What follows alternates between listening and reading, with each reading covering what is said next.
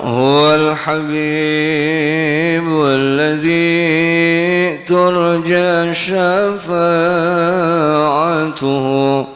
لكل هول من الأهوال مقتحم. يا رب بالمصطفى بلغ مقاصدنا واغفر لنا ما مضى يا واسع. فهو الذي ثم معنه وصورته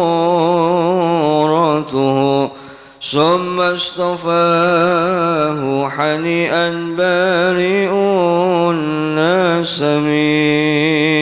يا رب بالمصطفى بلغ مقاصدنا. الحمد لله على بركات الله. الحمد لله حمدا يوافي نعمه ويكافي مزيده. والصلاة والسلام على سيدنا محمد ابن عبد الله وعلى آله وصحبه ومن تبعه ووالاه. لا حول ولا قوة إلا بالله. أما بعد فقد قال الله تعالى في كتابه الكريم: أعوذ بالله من الشيطان الرجيم. إن الله وملائكته يصلون على النبي يا أيها الذين آمنوا صلوا عليه وسلموا تسليما. اللهم صل على سيدنا محمد وعلى آل سيدنا محمد صلاة تملأ خيزة إن الله نورا وتكون لنا ولهذه الجماعة وللمؤمنين فرجا وفرحا وسرورا. وصل وسلم تسليما كثيرا. اللهم يا فتاح ويا عليم، يا فتاح ويا عليم، يا فتاح ويا عليم.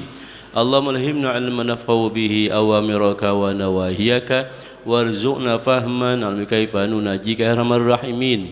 اللهم اكرمنا بنور الفهم واخرجنا من ظلمات الوهم وافتح لنا أبواب رحمتك وأبواب انشر علينا حكمتك يا أرحم الراحمين. رب اشرح لي صدري ويسر لي أمري واحلل عقدة من لساني يفقهوا قولي. وصلى الله على سيدنا محمد. الحمد لله رب العالمين.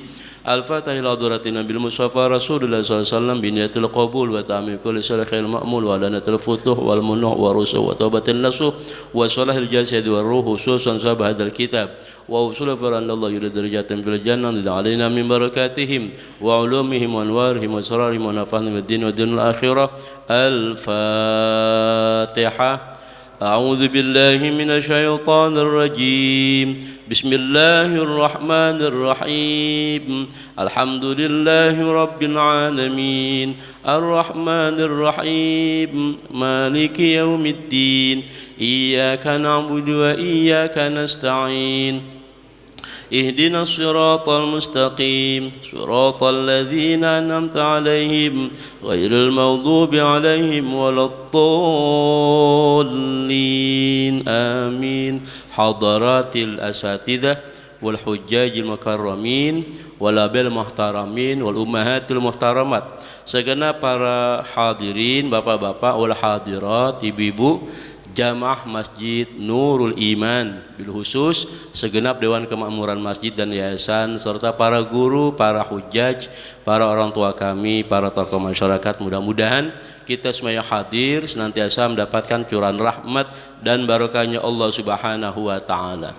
Puji syukur kita panjatkan kehadirat Allah Subhanahu wa taala. Alhamdulillahi rabbil alamin. Salawat dan salam mudah-mudahan tetap tercurah limpahkan kehadirat junjungan kita Nabi besar Muhammad sallallahu alaihi wasallam serta keluarganya, para sahabatnya dan kepada seluruh umatnya, termasuk kita mudah-mudahan yaumul qiyamah nanti mendapatkan syafaatnya. Amin ya Allah ya rabbal alamin. Alhamdulillah pagi hari ini di Ahad yang keempat di bulan Mei kita dapat bertemu kembali bermuajahah dalam rangka menjaga istiqomah majelis mujahadah kita melalui kajian kitab Hidayatul Adqiyah dan Mudah-mudahan apa yang kita ikuti bersama senantiasa mendapatkan ilmu yang bermanfaat, yang berkah, dan mudah-mudahan semakin meningkat kualitas ibadah kita kepada Allah Subhanahu wa taala. Bapak Ibu sehat ya? Terakhir kita ketemu di bulan ini Mei, April, Maret ya, di akhir bulan suci Ramadan. Kelamaan ya liburnya ya. Jadi mulai liburnya pakai Hijriyah bulan Sya'ban ya. Terus masuknya lagi pakai Masehi, pakai Mei. Ya. Tapi alhamdulillah kita ketemu di bulan Dzulhijjah. Jadi Ramadan ketemu Syawal, Dzulqa'dah berarti ya 2 bulan Syawal dan Dzulqa'dah kita nggak ketemu. Nah bulan Dzulhijjah ini kita ambil pelajaran. Dzulhijjah itu huruf yang pertama dza itu adalah zikrullah, zikir kepada Allah. Karena itu kita fokus beberapa hari ke depan ini untuk terus meningkatkan kualitas dan kuantitas zikir-zikir kita kepada Allah Subhanahu wa taala. Supaya kita betul-betul yakin jadi orang-orang bahagia. Orang bahagia itu bahagia yang sejati adalah bahagia yang betul-betul kita senantiasa terhubung kepada Allah Subhanahu wa taala. Saya pagi ini ingin mengingatkan diri saya dan kita semua. Sesungguhnya kita seringkali meminta kepada Allah jadi orang-orang bahagia. Bapak Ibu masih ingat nggak di sepanjang bulan Ramadan itu kan doa kita, Allahumma ja'alna minas su'ada'il maqbulin. Ya Allah, jadikan kami orang-orang yang berbahagia, su'ada. Itu doa kita sepanjang Ramadan tuh. Ya Allah, jadikan kami termasuk orang-orang yang berbahagia. Lantaran apa bahagia?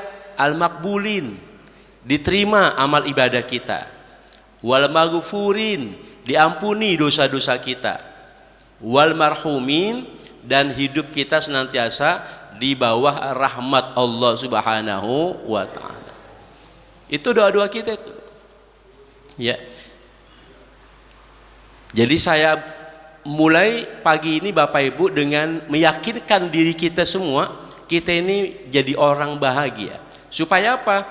Supaya nanti ke depan kita menjadi mudah ya, menjadi mudah dan ringan untuk menjalankan syariat ibadah kurban. Ya. Mudah-mudahan jamaah Nurul Iman yang hadir di sini pada kurban semua. Amin ya rabbal alamin. Ya. Jadi supaya gampang, supaya ringan kita berkorban, harus ingat kita ini jadi orang bahagia. Orang yang berkecukupan itu kan relatif ya. Yang katanya orang kaya itu juga relatif gitu. Kalau orang sudah ada benih-benih bahagia, maka sedikit pun menjadi cukup. Tapi kalau tidak ada benih-benih bahagia, banyak pun tidak akan pernah cukup. Ini modal bagi kita itu untuk bisa mudah berkorban. Makanya hari ini juga kita bawa pulang surah Al-Kautsar. A'udzu billahi minasy syaithanir rajim. Bismillahirrahmanirrahim. Inna a'tainakal kautsar fasalli li rabbika wanhar. Inna syani'aka huwal abtar. Sadaqallahul azim. Ayatnya didahului dengan inna a'tainaka, sungguh kami telah menganugerahkan kepadamu Al-Kautsar. Al-Kautsar itu nikmat yang banyak. Ya, jadi sebagai motivasi supaya kita besok mudah-mudahan bisa berkorban, ya. Sadari nikmat Allah untuk kita begitu banyak gitu. Ada yang sanggup menghitung nikmat Allah? nggak ada. Gitu.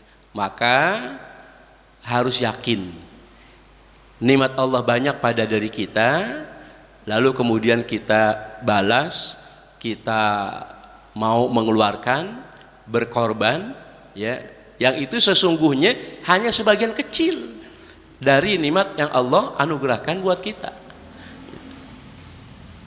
Sebelum ke situ, sebelum ke Al-Kautsar, saya ingin terus membangkitkan kita semua harus yakin kita ini menjadi orang yang bahagia.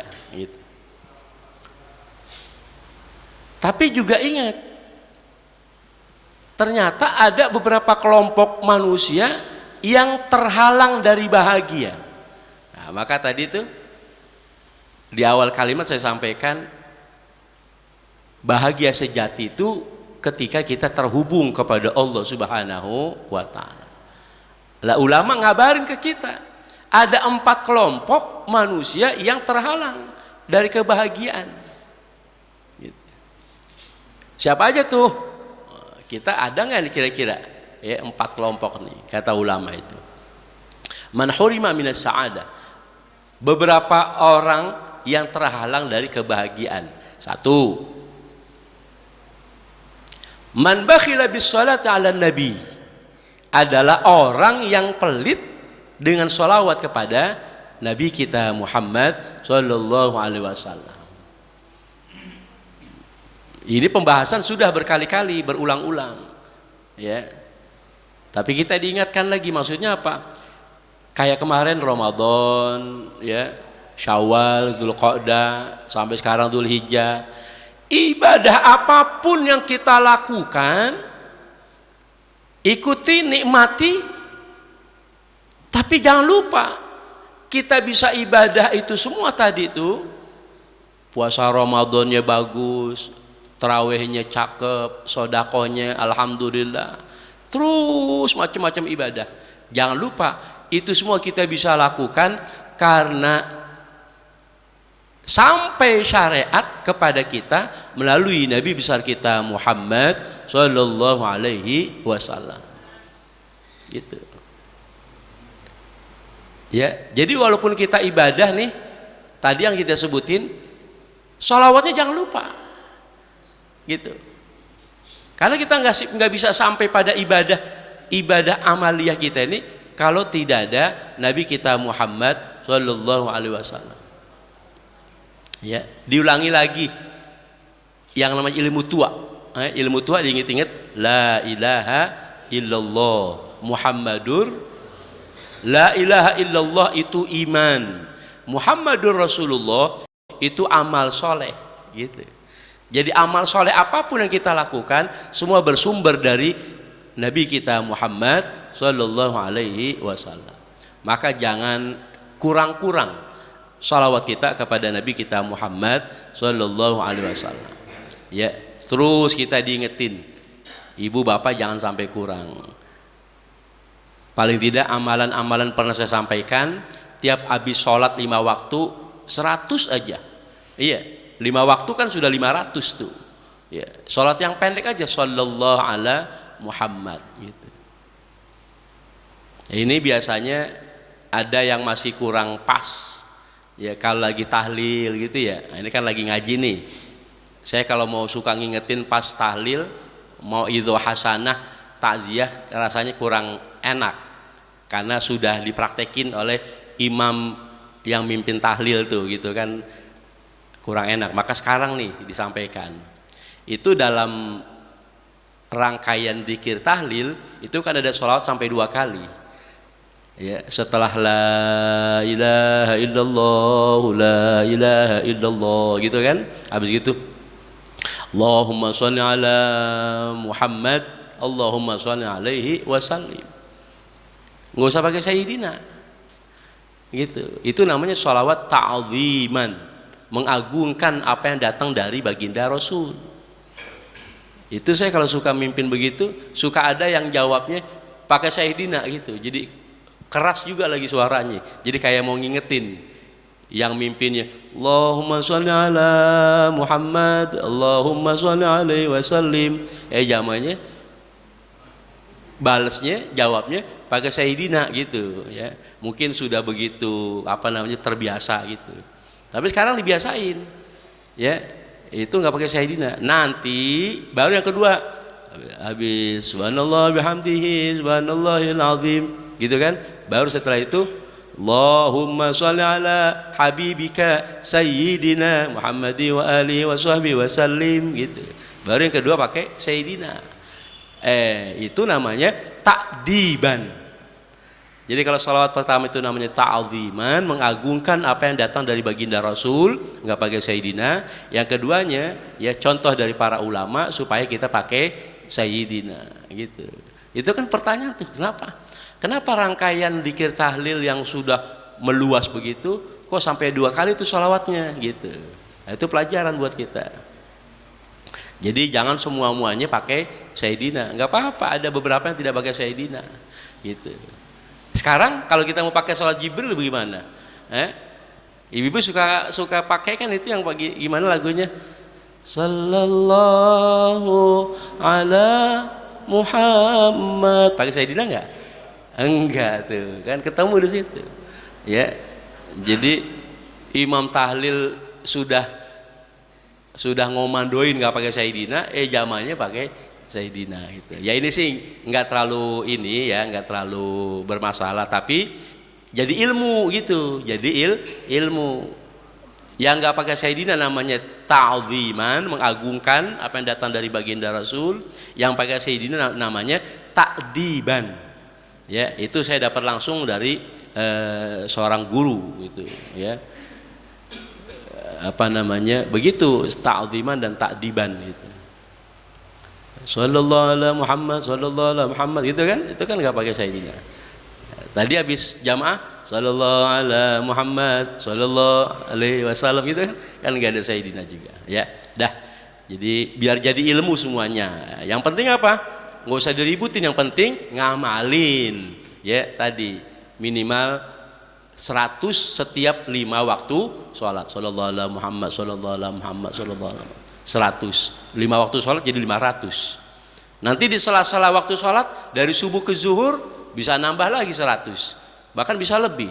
Dari zuhur ke asar tambah lagi 100. Jadi paling tidak sehari ibu bapak pastikan tidak kurang kita sholat kepada Rasul 1000 kali. Tidak kurang, syukur-syukur lebih. Gitu. Dan ini tidak ada sesuatu yang menyalahi sebagaimana dituduhkan oleh sebagian saudara-saudara kita. Mana dalilnya? Dalilnya satu hadis Nabi yang mengatakan aqrabukum alayya maq'adan.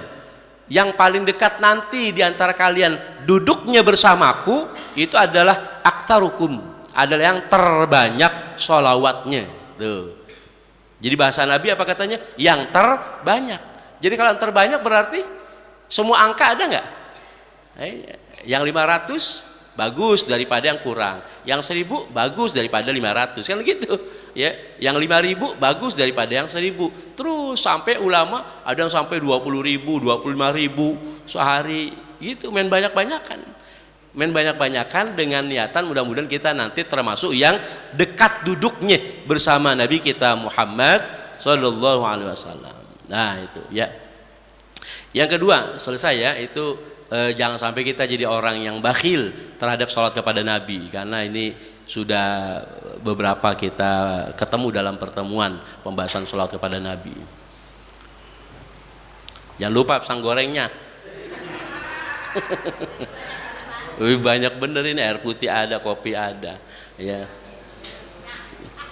Jarang keminum, kalau udah di meja ini jarang keminum ya. Kedua, jadi pisang goreng dah. Uli goreng enak bener. Siapa ibu bapak yang terhalang dari kebahagiaan? Man la yujibil azan. Orang yang tidak suka menjawab panggilan azan. Ya. Jadi jangan diremehin ini.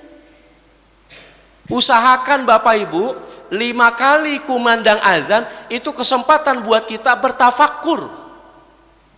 Bertafakur, di mana tafakur itu ibadah yang tidak kalah hebat dengan ibadah-ibadah ritual. Karena kita juga dituntut untuk bertafakur. Berapa banyak Al-Quran nyuruh kita, afala ta'qilun, afala tatafakkarun. Kenapa kalian tidak berakal? Kenapa kalian tidak berfikir? Ya. Apalagi tentang umur, surah Yasin. Wa man nu'ammirhu nunakisu fil khalqi afala yaqilun. Siapa yang kami panjangkan umurnya, kami kembalikan proses penciptaannya. Dulu kuat, dulu lemah, kemudian kuat, lemah lagi. Dulu ompong, punya gigi, ompong lagi. Bener nggak? Dulu lahir nggak ngelihat, dewasa ngelihat, ntar udah lanjut burem lagi. Ya Allah. Dulu digendong, ya. Kemudian dewasa bisa ngayab kemana-mana. Ntar udah umur ngesot lagi. Ya Allah. Bener apa bener? Ujungnya apa ujungnya? Afala yaqilun. Kenapa mereka tidak berakal? Jadi 5 waktu sholat, Bapak Ibu saya ajak, ayo manfaatkan. Mulai pagi ini nih, ya. Bapak Ibu dapat pelajaran pagi ini. Tidak terlewatkan nanti azan zuhur, melainkan kita tafakur, ya Allah. Azan bukan hanya suara, tapi panggilan kasih agar hati pulang sebelum waktunya benar-benar dipanggil untuk pulang selamanya. Ya Allah. Bagus ya itu kalimat. Ulangi lagi.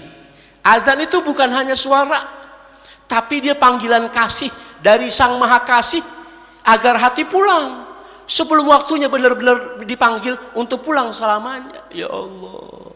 Bagus nggak itu kalimat? Emang saya dapat dari TikTok. Bagus tuh kalimat, ya Allah. Jadi entar azan zuhur, ibu bapak entar azan zuhur tafakur. Muadzin Allahu akbar, Allahu akbar. Ya Allah. Alhamdulillah. Waktu nyampe zuhur. Allahu akbar, Allahu akbar, ya Allah. Allahu akbar. Sunahnya kan? Sunahnya kita suruh nyaut gitu kan. Dulu pernah saya kasih ketika sampai pada kalimat asyhadu anna Muhammadar Rasulullah. Nah, di situ ibu bapak dialog dengan Rasul. Assalatu wassalamu alaika ya sayyidi ya Rasulullah. Assalatu wassalamu alaika ya sayyidi ya Habiballah. Terus dialog, ngasih salam. Bu, ibu suka ngasih salam nggak sih ke Rasulullah?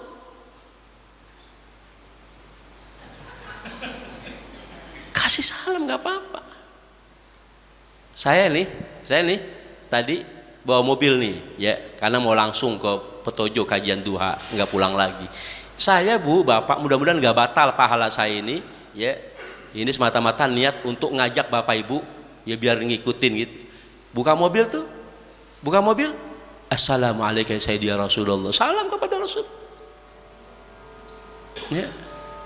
Nanti ya zikir-zikir yang lain dah, ya. Bismillahirrahmanirrahim la yadurru ma'asmihi syai'un fil ardi wala fis sama wa samiul alim. Ya, kita mau nyalain kendaraan gitu kan? Ya, basmalah biar selamat. Ibu bapak buka warung, buka toko. Kalau dalam surah Al-Kahfi, bismillahi masyaallah la quwata illa billah. Bismillahi masyaallah la quwata illa billah, ada dalam surah Al-Kahfi. Tapi sebelum itu, assalamualaikum ya Rasulullah. Buka warung, buka toko. Ibu, bu, ya, yang jualan nasi uduk, Assalamualaikum ya Rasulullah. Ya, itu jelas, kuat, dalilnya kuat. Nabi hadir, Nabi menjawab, Nabi diberikan oleh Allah kebebasan untuk menjawab salam daripada umatnya. Gitu, ya. Terlebih ketika panggilan kumandang azan 5 waktu. Selain dialog kepada Rasulullah, tadi yang saya ajak adalah bertafakur, ya Allah.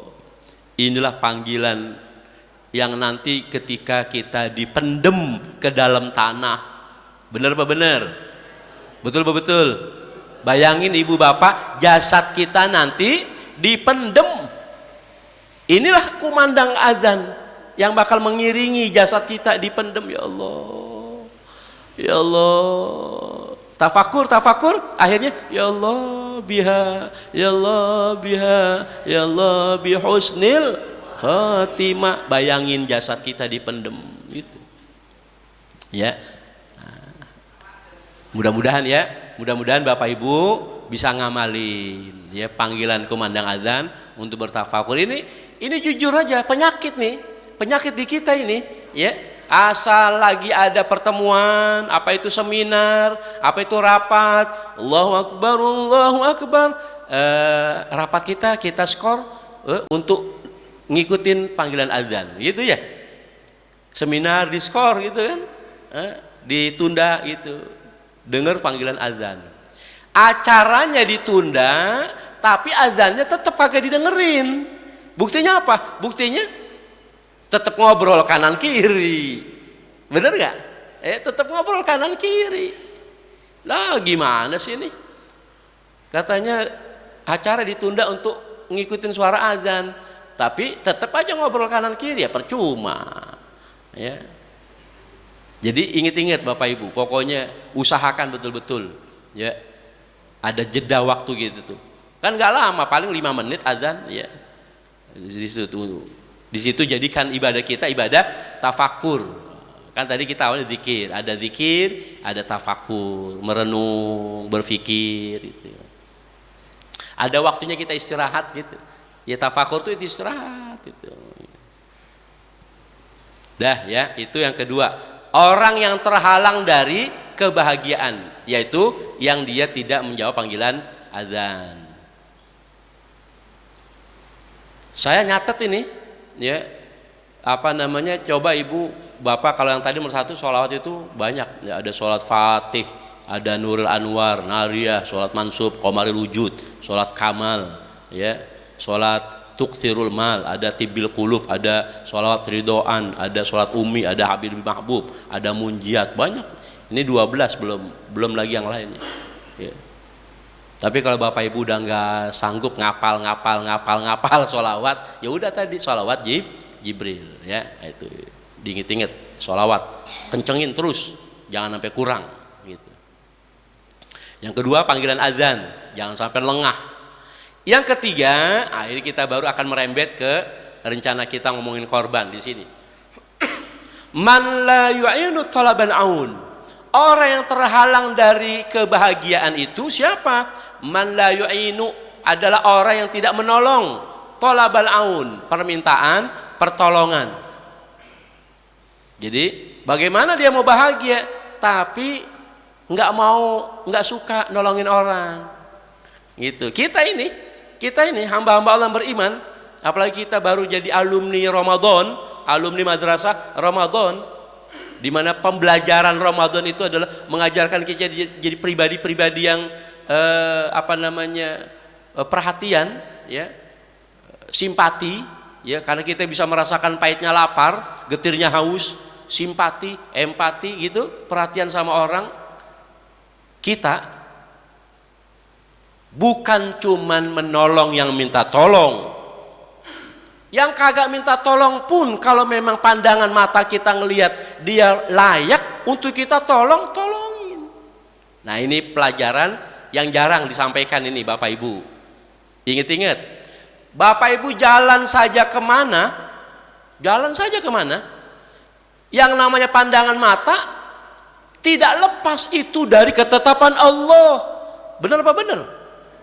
Kita naik mobil, naik motor, mata kita ke kanan, ke kiri, ya Allah, pas ngeliat kanan kiri, misalkan ada bocah yang lagi mikul mikul cobek-cobek yang berat, ulekan itu, ya Allah, dia minta tolong nggak?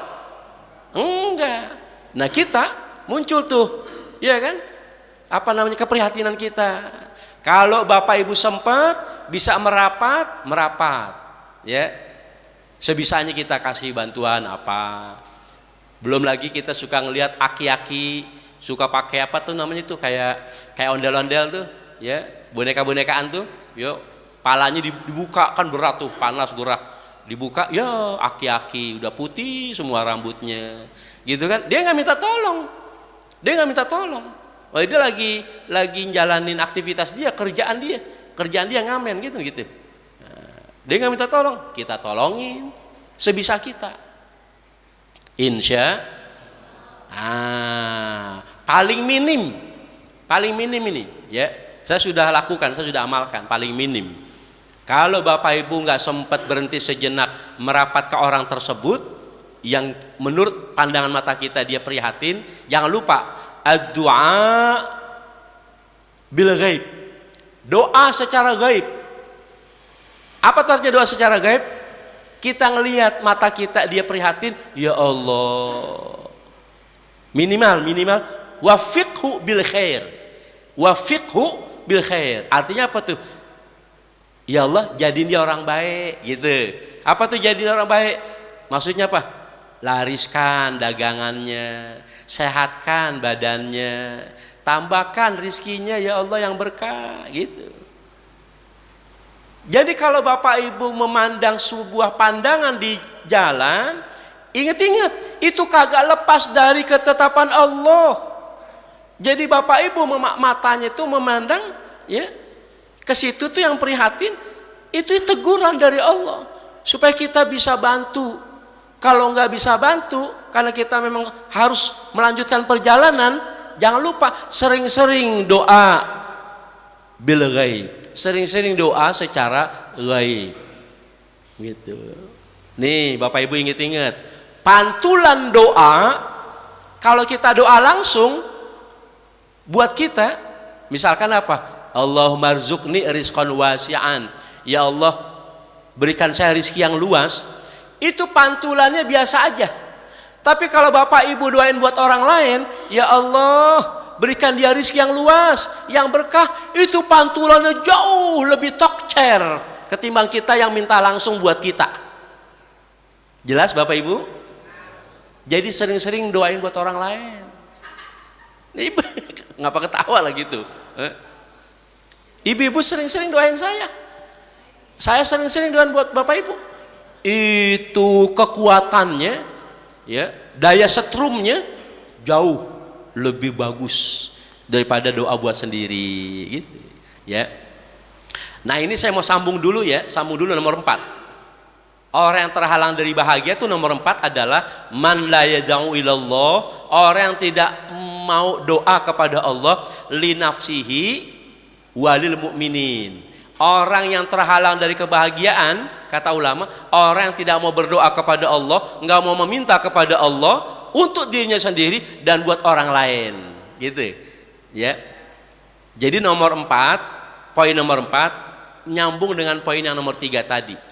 Orang terhalang dari kebahagiaan, orang yang kagak mau nolongin orang yang minta pertolongan. Kalau kita belum bisa menolong, minimal tadi apa? Doa secara gaib. Doa secara gaib nyambung buat poin yang keempat. Jelas Bapak Ibu? Kita simpulkan dulu 4 orang yang terhalang dari doa. 1, yang pelit dengan sholawat kepada Nabi. Yang kedua, tidak mau menjawab panggilan azan. Yang ketiga, yang tidak mau menolong orang lain yang minta tolong. Yang keempat, orang yang tidak mau berdoa kepada Allah buat dirinya dan buat orang lain.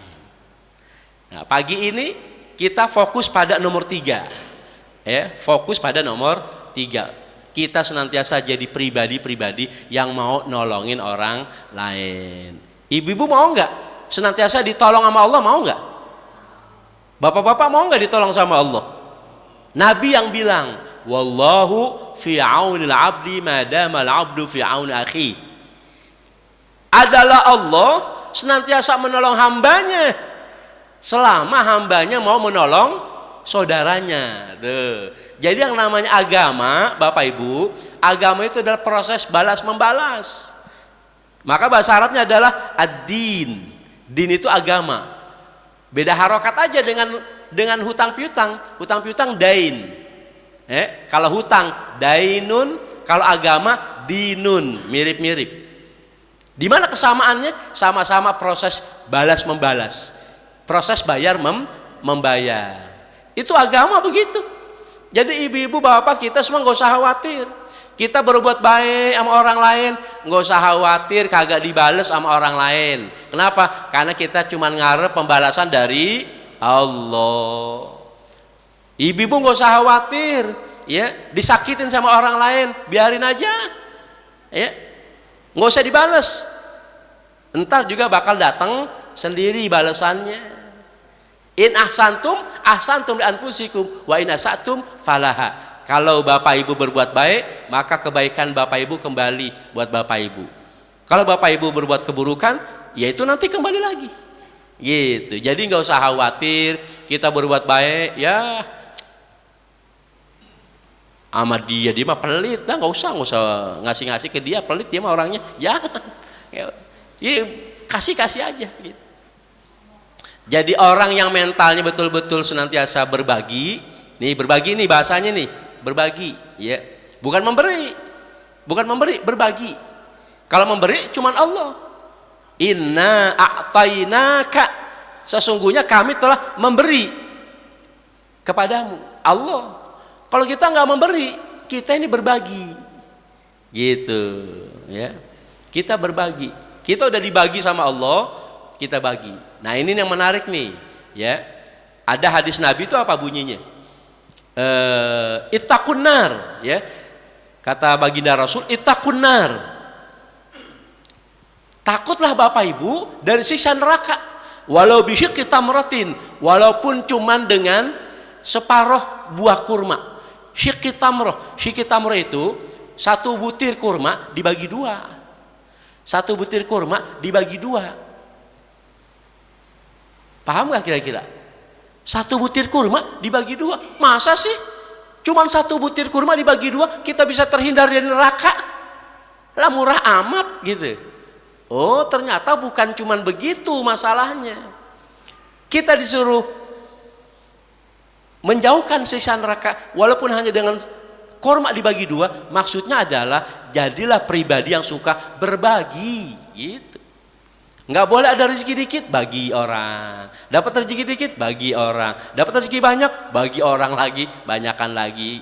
Jadi hadis tadi itu ittaqun nar walau bisyikki tamratin, maksudnya adalah jadi pribadi yang suka berbagi gitu. Ya.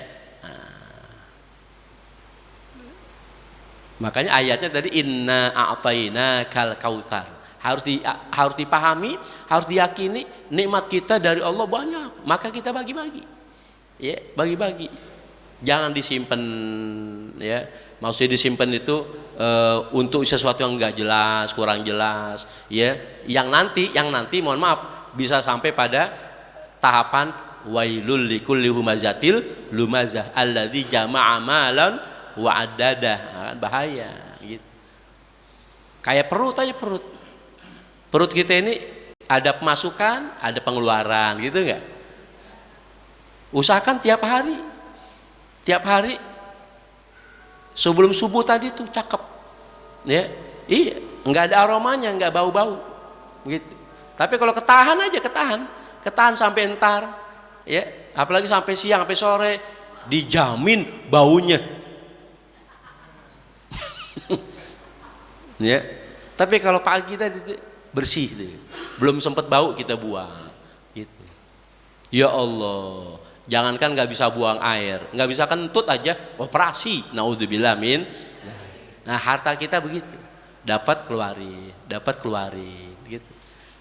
Ya nggak banyak sepertiga aja, sepertiga keluarin. Nah ibadah korban juga begitu. Ibadah korban tuh ya kita korbankan sepertiga buat fuqara masakin, sepertiga buat sanak kerabat saudara tetangga kita, sepertiga boleh bagi yang berkorban boleh nyicipin. Itu korban sunnah, ya bukan korban wajib. Maka saya ingetin panitia di sini Masjid Nurul Ala Nurin, Masjid Nurul Iman, ya. Ntar soalnya kajian duhanya di Masjid Nurul Ala Nurin, ya. Masjid Nurul Iman, ya. Itu pastikan ya para muqarrib yang mau berkorban itu korbannya korban sunnah. Pastikan korban sunnah, ya korban sunnah ada aman. Korban sunnah aman, korban sunnah aman gitu. Siapa tahu ada di antara mereka yang berkorbannya korban wajib atau korban nazar, itu mesti ditandain gitu. Itu kan urusan mereka yang punya niatan, punya nazar. Kalau nggak ada nazar, nggak ada apa, ya sudah jadi korban sunnah gitu. Nah korban sunnah boleh, nanti yang berkorban bagi. Ibu-ibu berkorban 1 ekor kambing, boleh pesan kepada panitia, Pak nanti saya minta paha ya yang belakang sebelah kanan gitu, paha belakang sebelah kanan, oh iya tandain gitu. Kan boleh 1/3 gitu. Boleh 1/3 ya, jadi tambah deh paha kanan kiri gitu, paha belakang kanan kiri gitu. Sekalian deh yang depannya juga kanan kiri juga 4 paha. Kata panitianya, ibu bawa pulang lagi aja sono. Panitianya ngambek. Panitianya ngambek. Ya itu kesunahan nyicipin ala kadarnya aja, ngalap barokah gitu. Jangan mentang-mentang boleh 1/3 beneran sampai ditimbang-timbang. Wah Allah, jangan. Iya, karena kan tujuan korban itu akan apa tadi? 1 berbagi, kedua menyadarkan bahwa apa yang ada pada diri kita semua adalah milik Allah, harus kembali kepada Allah gitu. Fasholli lirabbika wanhar. Masuk kita ke ayat kedua, maka ibadahlah kepada Tuhanmu. Itu dalam tafsirnya fasholli, ada yang menafsirkan sholat Idul Adha, ada juga menafsirkan sholat 5 waktu, maka sholatlah kepada Tuhanmu. Tapi ada juga menafsirkan maka ibadahlah kepada Tuhanmu, jadi lebih luas ibadah gitu. Kenapa? Karena sholat itu ad-du'a, sholat itu artinya doa, dan ad-du'a itu mukhul ibadah, doa itu adalah intisarinya ibadah. Maka fasholli li rabbika, ada menafsirkan maka ibadahlah kepada Tuhanmu, wanhar, dan berkorbanlah. Dan berkorban itu ya, berkorbannya pakai wanhar. Apa itu? Onta. Jadi paling maksimal onta gitu. Maksudnya apa? Supaya hamba-hamba Allah punya kejujuran, dia punya rezeki dari Allah berapa, nggak bisa bohong di hadapan Allah. Kalau di hadapan panitia mungkin bisa bohong. Pak panitia, ini korban saya 1 ekor kambing kecil kurus gitu. Mungkin 2 juta, mungkin 2.500.000 gitu kan. Padahal rezeki dia mampu beli 1 ekor sapi. Paham nggak maksudnya? Kejujuran. Di sini hubungannya juga antara korban dengan ibadah haji.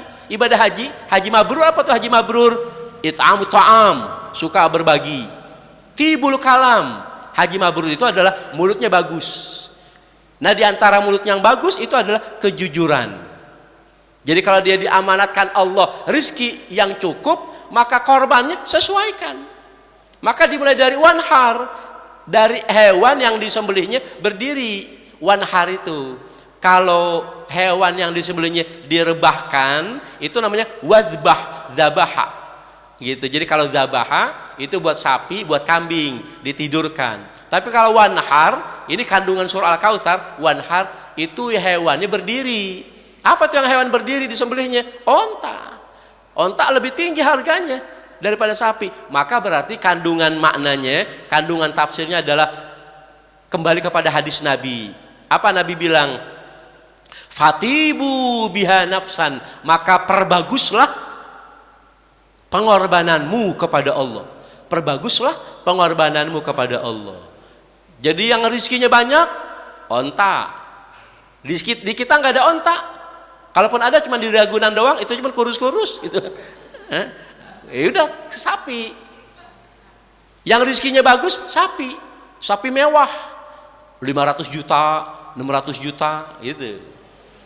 Udah berapa tahun dipegang sama Irfan Hakim. Irfan Hakim itu artis yang sedikit ngerti agama gitu, duitnya ada. Sedikit ngerti agama, duitnya ada. Gitu. Maka dia berkorban dengan sapi mewah. Bedanya dengan saya sedikit paham agama, duitnya nggak ada gitu. Irfan Hakim duitnya ada. Iya. Sapi mewah. Kalau rezekinya kurang, sapi biasa. sapi Bima 60 juta, 50 juta. Rizkinya kurang, turun lagi. Sapi Bali 20 juta, 30 juta. Iya. Rizkinya kurang, kambing mewah. Kemarin di Ciater saya lihat kambing mewah. Tinggi, gede, cakep. Saya kira 5 juta kali, 8 juta, kurang duitnya. Oh. Duitnya kurang, kambing mewah nggak bisa, ya udah kambing biasa. Kambing biasa ya tadi 3 juta, 4 juta. Nih, perhatiin ya. Itu tadi barusan koreksi buat yang di atas, turun ke bawah. Sekarang yang di bawah, buat Bapak Ibu jamaah yang selama ini belum pernah berkorban, tahun ini nyatin berkorban dan berkorban sebisanya. Apa tuh sebisanya? Besok terlibat dalam kepanitiaan, saya berkorban karena Allah, udah tajemin pisau apa yang dia punya, tapi nggak ada harapan pulang dari masjid, pulang dari tempat pemotongan persembelihan, nenteng kantong plastik isi daging, nggak ngarep, nggak. Paham maksudnya? Jadi berkorbanlah sesuai dengan kemampuannya, gitu. Ya, kalau memang belum bisa beli hewan kurban, ya bantu-bantu di masjid.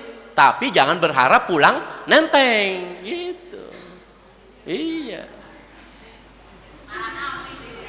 Kalau mau nih DKM nih kalau mau begini. Kalau ada dana operasional, itu semua panitia tadi itu, yang relawan tadi itu, ya dikasih mungkin sarang 50 ribuan, upahnya. Gitu. Jadi mereka jadi panitia jangan diupahin oleh satu kantong plastik, gitu. Sama dengan jagal yang motong, pakai rupiah, upahin pakai rupiah. Jangan pakai jagal yang ketika bertransaksi, oke Pak, nanti saya motong di Masjid Nurul Iman, ya berapa satu sapi misalkan, berapa satu sapi? 200 ribu, 300 ribu, ya udah 200 ribu, tapi plus sama pala ya, enggak Bu, jangan mau. Iya, nggak boleh buat upah itu dengan bagian daripada hewan kurban. Kalaupun mau dibagi karena apa? Karena mungkin kerabat, tetangga, temen boleh. Tapi dibagi bukan dalam rangka bayar upah. Gitu. Jadi ini memang persoalan dari tahun ke tahun begitu, ya. Nah, kita nggak terlalu dalam membicarakan teknis proses penyembelihan sampai pendistribusian, tapi saya ingin hari ini Bapak Ibu kita tingkatkan kualitas pengorbanan kita. Dah, yang bisa berkorban berkorbanlah, gitu. Ya, sebisanya, sedapatnya gitu. Jangan sampai dari tahun ke tahun kita cuma nyiapin areng sama tusukan sate gitu, jangan. Ya, gitu. Iya. Apalagi tadi udah semangat bawa pisau tajam, tapi kemudian pulang berharap nenteng berapa kantong berarti nggak ada pengorbanan, gitu ya. Ini terutama buat panitia, bapak-bapak yang biasa terlibat. Bismillah, biar tahun ini lebih baik, gitu. Itu pesan dari Nabi, fatibu biha nafsan, maka persembahkanlah pengorbananmu yang lebih baik lagi, insya Allah. Mudah-mudahan apa yang kita bahas pada kesempatan hari ini berkaitan dengan kebahagiaan, ya.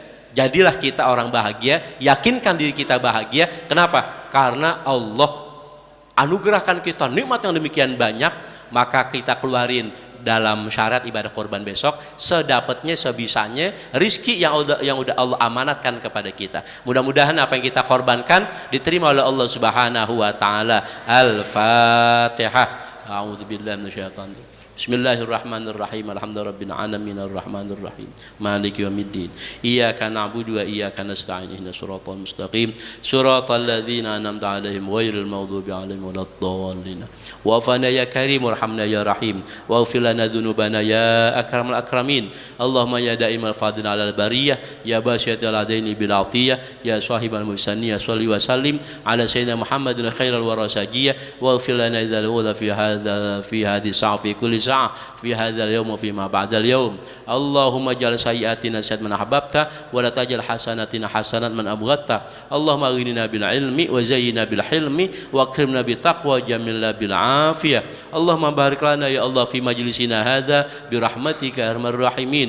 اللهم اجعلنا من السعداء المقبولين والمغفورين والمرحومين ولا تجعل من الأشقاء المردودين برحمتك يا أرحم الراحمين. اللهم يا مقلب القلوب ثبت قلوبنا على دينك وأمن علينا من حسن الخاتمة. وصلى الله على سيدنا محمد دعوام في سبحانك اللهم وتحياتهم فيها سلام وآخر دعوانا الحمد لله رب العالمين. كفارة المجلس سبحانك اللهم وبحمدك أشهد أن لا إله إلا أنت أستغفرك وأتوب إليك. Terima kasih, mohon maaf. Assalamualaikum warahmatullahi wabarakatuh.